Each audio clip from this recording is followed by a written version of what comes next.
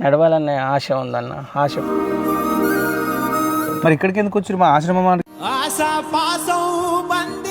ఉన్న అమ్మ చనిపోవడం, నాన్న చనిపోవడం, ఉన్న అన్నదమ్ములు చనిపోవడం.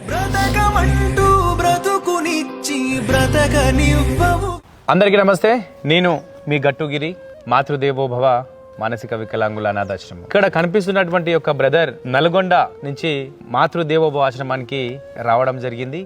సో అతనికి వచ్చినటువంటి సమస్య కంతులు కావడం. అతని రిపోర్ట్లన్నీ నేను చెక్ చేయడం జరిగింది.